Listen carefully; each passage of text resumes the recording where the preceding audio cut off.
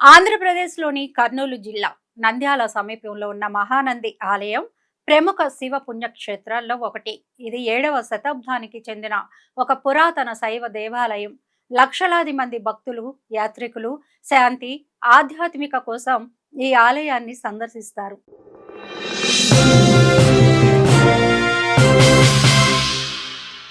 ప్రధాన ఆలయానికి వచ్చే ముఖద్వారం గోపురం మధ్యలో ఉన్న పుష్కరిణిలోనికి శుద్ధమైన నీరు ఎల్లప్పుడూ గోముఖ శిలా నుంచి ప్రవహిస్తుంది.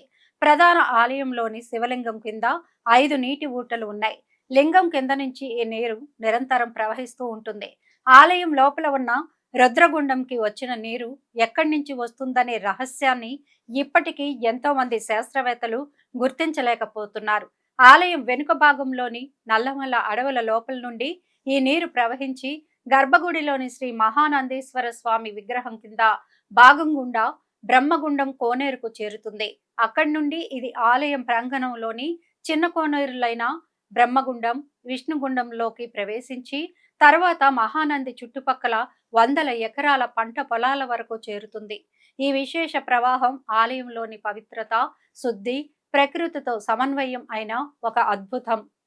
ఈ పుష్కరిణి నీరు 3 ప్రాంతాల్లో విస్తరించి ఉంటుంది. రుద్రగుండం గర్భగృహం అంతర్గత రంగంలో, ఇక విష్ణుగుండం ఆలయం ప్రవేశద్వారం దగ్గర, బ్రహ్మగుండం ఇతర పుణ్యక్షేత్ర ప్రాంతాల్లో ఈ నీరు చల్లని, స్వచ్ఛమైనది. ఒకప్పుడు ఈ క్షేత్రంలో ఒక పుట్ట ఉండేది. ఆ పుట్ట మీద రోజు ఒక గోవు వచ్చి పాలు వర్షిస్తూ ఉండేది. ఆ పాలను బాలశివుడు నోరు తెరిచి త్రాగేవారట. ఒక పశువుల కాపరి ఈ దృశ్యాన్ని చూసి గోవులని మేపే పెద్ద నందునితో చెప్పారు.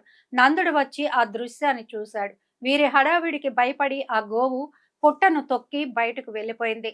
నందుడు తాను చేసిన అపరాధానికి విచారించి తన ఇష్టదైవం నందిని పూజించాడు. ఆవు తాకిన పుట్ట శిలాలింగంగా మారేట్లు నంది వరుణ్ణి ప్రసాదించాడని పురాణాలు చెబుతున్నాయి. ఈ శివలింగంపై ఆవుగిట్టెల ముద్రలు స్పష్టంగా ఉంటాయట. మహానంది దేవాలయం దగ్గరే 9 నందుల ఆలయాలు కూడా ఉన్నాయి. ఇవన్నీ శివుడికి అంకితమైన ఇతర పుణ్యక్షేత్రాలుగా భావించబడతాయి. మహానంది ఈ నవనందుల్లో ప్రముఖమైనది. ప్రతి సంవత్సరం మహాశివరాత్రి, ఉగాది, దసరా వంటి పండుగల సమయంలో ఇక్కడ ప్రత్యేక పూజలు, వేడుకలు ఉంటాయి. భక్తులు వేలాదిగా హాజరవుతారు. మహానంది ఆలయం విశ్వాసం, ప్రకృతి, పురాతన చరిత్ర, అద్భుతం కలిసిన భక్తులకు కొత్త ఆధ్యాత్మిక అనుభూతిని ఇస్తుంది.